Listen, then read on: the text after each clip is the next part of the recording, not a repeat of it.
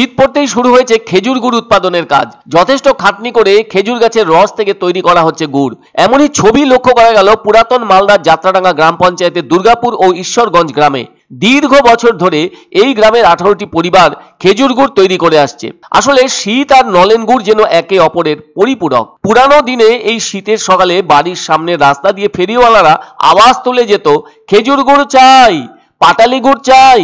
আর এখন তো সেই সময় বদলেছে, কিন্তু যারা এমন অমৃত মানুষের মুখে তুলে দিচ্ছেন তাদের পরিশ্রম চোখে না দেখলে বিশ্বাস করা যায় না। কেননা গুড় প্রস্তুতকারকদের সকলের তো আর অনেক সংখ্যায় খেজুর গাছ থাকে না, ফলে বেশ কিছু খেজুর গাছ লিজে নিতে হয়। এরপর শীতের রাত শেষ হতেই খুব ভোরে শিউলিদের খেজুর গাছে উঠতে হয়।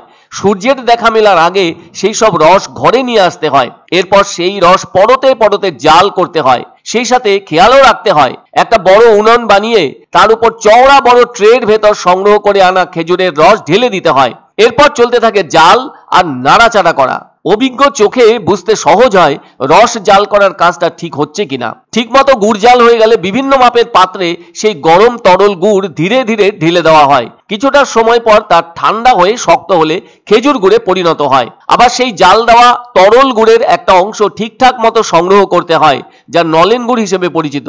এই খেজুর গুড় দিয়েই বাঙালির ঘরে ঘরে পিঠে পুলি সহ মিষ্টান্ন তৈরি হয়। তবে নলেন গুড়ের খ্যাতি কিন্তু বিশ্বজোড়া। পুরাতন মালদা যাত্রাডাঙ্গা গ্রাম পঞ্চায়েতের দুর্গাপুর ও ঈশ্বরগঞ্জ গ্রামের গুটি কয়েক পরিবার এই খেজুর গুড় তৈরি করছে। সব মিলিয়ে ওই দুটি গ্রামের মোট 18টি পরিবার খেজুর গুড় তৈরি করে থাকে। জানা গেছে ওই দুটি গ্রামে উৎপাদিত খেজুর গুড়ের চাহিদা দিনকে দিন বেড়েই চলেছে। তার কারণ হিসেবে জানা গেল বরিন্দের অর্থাৎ লাল মাটির সুখা ভূমিরূপের কারণে এই এলাকার খেজুর গাছের রস ভীষণই মিষ্টি, আর তাই এখানকার গুড়ের স্বাদ খুবই ভালো। এ সময় প্রায় তাদের এলাকায় গুড়ের পাইকারদের আনাগোনা লেগেই আছে। তবে ওই দুটি গ্রামের বাসিন্দারা মূলত কৃষিজীবী। আবার শীতের সময়ে খেজুর গুড়ও তৈরি করে থাকেন ওইসব কৃষিজীবী মানুষজন। অগ্রহায়ণ মাস থেকে ফাল্গুন মাস পর্যন্ত গুড় তৈরির কাজ চলে, আর এই সময়টা ধরে তাদের কোনো নাওয়া খাওয়া থাকে না। জীবন কীর্তনিয়া নামে এক গুড় প্রস্তুতকারক জানান, নভেম্বরের প্রথম সপ্তাহ থেকে জোরদার কাজ শুরু হয়ে যায়। তিনি আরো বলেন, এবার রস পেতে কিছুটা সমস্যা হচ্ছে। গাছেও রসের পরিমাণ কম। 1 কেজি গুড় তৈরি করতে 1 হাঁড়ি রস লাগে। তবে বরাত মেটাতেই তাদের হাতে তৈরি গুড় শেষ হয়ে যায়। চাহিদা বর্তমানে এখনো পড়ে নাই, তো শুরু হচ্ছে।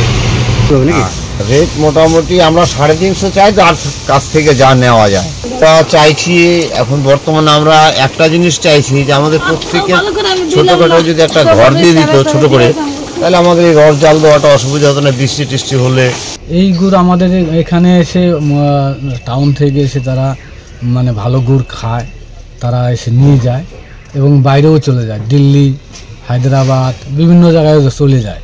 যারা অর্ডার করে অর্ডার মাফিক আমরা দিয়ে দিই, তারা নিয়ে যায়। খাটনি হিসাবে না পোষালেও কী করা যাবে, করতে হবে।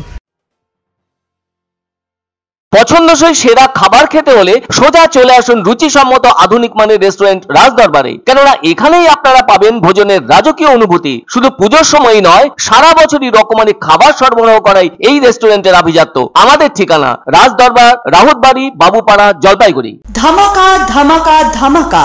সানরাইজ মার্বেলের নতুন শোরুম শীঘ্রই আসতে চলেছে জলপাইগুড়ি গৌরীয় মঠের পাশে নতুন করলা সেতুর কাছে। এখানে পাবেন আধুনিক টাইলসের রকমারি সম্ভার। এক অন্য অনুভূতির স্পর্শ পাওয়া যায় রয়কো ব্র্যান্ডের গেঞ্জি ও জাঙ্গিয়ায়। তাই ছোট বড় সবার পছন্দ রয়কো গেঞ্জি ও জাঙ্গিয়া। প্রস্তুতকারক জয়মনি হোশিয়ারি, কলকাতা। আনন্দ সংবাদ, আনন্দ সংবাদ। 30 বছরের নির্ভরযোগ্য প্রতিষ্ঠান ইন্দ্রমণি রাইস মিল। আমাদের কয়েকটি জনপ্রিয় ব্র্যান্ড হলো তাজ, বরলি, খুশি ইত্যাদি। আমাদের factory outlet CG trading company, Dinbazar, axis ব্যাংকের পাশে, জলপাইগুড়ি।